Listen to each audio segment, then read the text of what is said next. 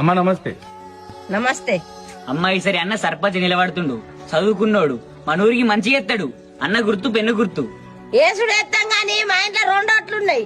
ఓటుకు 2000 చొప్పున ఇస్తే మీకే ఎత్తాం మేము ఓటు. పైసలేందమ్మా, మన ఊర్లో ఒక లైబ్రరీ లేదు, ఉన్న బల్లే బాత్రూమ్ లేవు. అంతేందుకు చీకటైతే ఆడగట్లకు ఒక లైట్ కూడా లేదు. అన్న గెలిచి అన్ని చేస్తాడు. అవన్నీ మాకెందుకు చెప్తున్నావు? మా ఇంట్లో గిట్టి ఇస్తున్నావా? పైసలు ఎత్తేనే ఓటు ఎత్తాను లేకుండా మరి.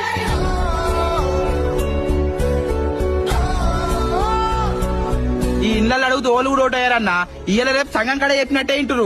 ఆడికే పోయి అడుగుదాంపా.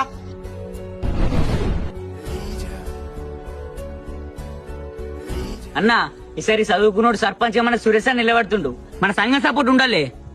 చేద్దాంరా, నీకు తెలియదు ఏముంది. మన సంఘాలు 500 మంది ఉన్నారు.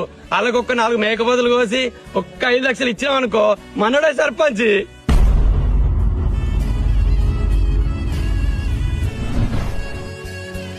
తమ్ముళ్ళు, ఊళ్ళో ఓళ్ళ నోటు అడిగినా గానీ పైసలు అడుగుతారు. మీరు చదువుకున్న యువత, మీరన్నా నన్ను అర్థం చేసుకుంటారని మీ దగ్గరికి వచ్చిన. ఈసారి చదువుకున్నోడు సర్పంచ్ అయితే ఎట్లుంటుందో చూపిద్దాం. అన్న మాకు పైసలు వద్దేమద్దే, మేము నీకే సపోర్ట్ చేద్దాం. మేము పొద్దు దాకా నీతోనే దిగుతామే, కానీ రాత్రి అయితే మంది కలుసుకోవాలి. అడుగు ఈ సిగ్గులేని జనాన్ని అగ్గితోటి కడుగు ఈ సమాజ. ప్రజలు మారుతేనే నాయకత్వం మారుతుంది. డబ్బుకు మందుకు లొంగని ప్రజలకే చదువుకున్న నాయకుడు దొరుకుతాడు.